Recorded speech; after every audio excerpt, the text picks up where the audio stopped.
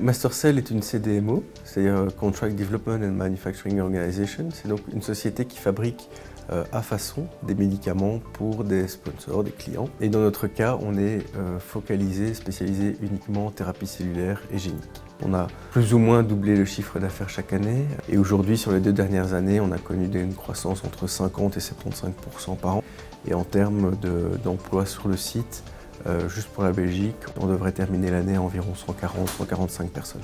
Et notamment au départ, on était plutôt orienté manufacturing GMP et on a au fur et à mesure des premières années amené ce service de développement de procédés qui est aujourd'hui un vrai moteur de notre croissance. Et on voit arriver le prochain besoin évident de nos clients qui sera le manufacturing vraiment à l'échelle commerciale et grande échelle. Depuis la création de MasterCell jusqu'à encore cette année, nous avons investi de manière très importante sur le site ici à Gosselies. Nous occupions 600 mètres carrés de surface GMP jusque l'année dernière et cette année on vient de réaliser un doublement de nos capacités de production avec 600 mètres carrés supplémentaires.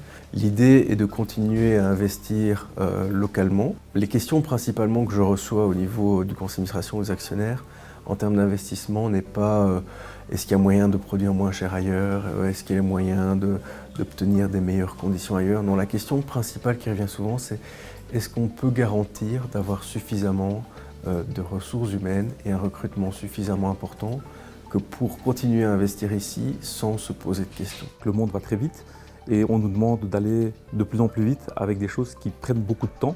Donc on doit valider l'ensemble de nos processus, on doit montrer que nous les maîtrisons, on doit montrer qu'ils sont fiables et qu'on peut les reproduire d'un lot à l'autre. Les assets de la société, ce sont les gens qui travaillent pour elle. Et donc clairement, si on avait la possibilité de recruter plus et plus vite tout en assurant un niveau de formation et de qualité suffisant, on serait évidemment preneur.